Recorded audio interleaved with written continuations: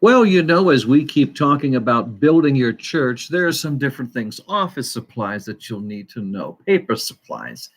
But there's one thing that as we get talking about pulling things together and organizing that you'll want to know. Let me start with a story about that.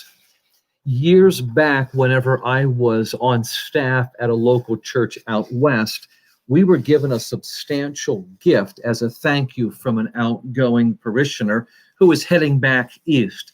And when we had the money, we weren't exactly sure what to do. And there was talk among the staff of repaving the parking lot, which was in great need. And then somebody else talked about maybe fixing some patches in the guttering, and they may be putting some more plants in, building a new sign. So we talked with some spiritual mentors, men that had been in the ministry for a number of years, and they came up with this one unarguable consensus. And I'll leave it to one gentleman had told us this. He said, Brad, you want to go, first of all, and have two things to emphasize. Your bathrooms, check and renovate your bathrooms if they need it. And we were openly surprised by this. And he said, second of all, you need to have signage to take you straight to the bathrooms. And so we were greatly intrigued by this, and we started asking. Our church was about 300, a little bit over 300 at the time, and there were many different needs that we had. But he says, oh, there's no doubt about it. You're in an aggressive area out west. There's a lot of population. People would be looking to your church, and you want to present it in a safe and clean way. And he quoted a source, and I'm not sure that I could give it to you exactly, so I'm not going to name the source, but it was a reliable source, and he said they had interviewed thousands of families and asked them a number of questions about their church attendance. And one of them was, what really are some of the factors that had you feel comfortable with the church you're now attending? And it came out that really, surprisingly enough, the mother of the family made a majority of the decisions at the time of where the church was going. If there were a number of churches of the same doctrine, the same faith, then what delineated why? And they said it really came down to the mom making the decision. Now, don't misunderstand me. Here's the reason why I say this. She wants to know, if I put my babies in the nursery, if I take my children and I get them in there, is this going to be a safe environment? Is it going to be a convenient environment? Can I rely on these things? And one of the things that they checked on is they found, believe it or not, was the cleanliness and the modern look of the bathroom. Oh, not in anything in fashion, but is it functional? Is there a changing station?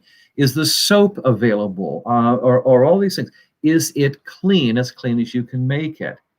And so we took the advice of our pastor, a pastor friend at another church, and we went in and we spent that substantial amount on renovating the bathrooms altogether. And we did get a very positive response. The rest of the money we made in signage. So let me tell you this. If you're getting a building right now, you and I have both been to churches where we've gone in, especially the men's side, and seen a very sketchy, very odd and unclean bathroom. Sometimes it equates to a gas station bathroom, and that shouldn't be. And so it's important that those are kept in tip-top shape, because there might be an inspection going on by visitors, and they want to know, well, if you can't keep your toilets clean, if you can't keep your sinks clean, if you can't keep the walls clean, then you're not very particular. And so this is a very powerful thing. You ought to have someone, one of the deacons or a worker in the church, check on, are the toilet rolls all there? Is there Kleenex? Is there hand sanitizer? Is there soap available? Are the paper towels enough to take you through the next service? And in simple things like that, it's very, very important to have them. Are their mirrors clean? You might have somebody come in and check them between services, or even during the service after you take attendance, and then sit back down to make sure it's clean. It's a very, very important thing. And this is a good quality in your bathroom. The second thing is the signage. I want to know, say the parents, I want to know, if you're telling me you're taking my child over to that area, how do I get to that particular nursery or that second grade class? But especially, how can I find the bathrooms?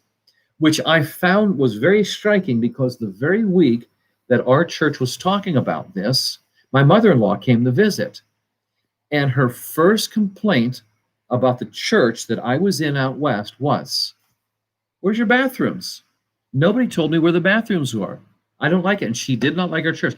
And so I told her, we are getting some signage made. And that was very, very important. So you knew. So you didn't have to go around and ask, "Could you tell me where the bathrooms were?" That the signage was very, very clear.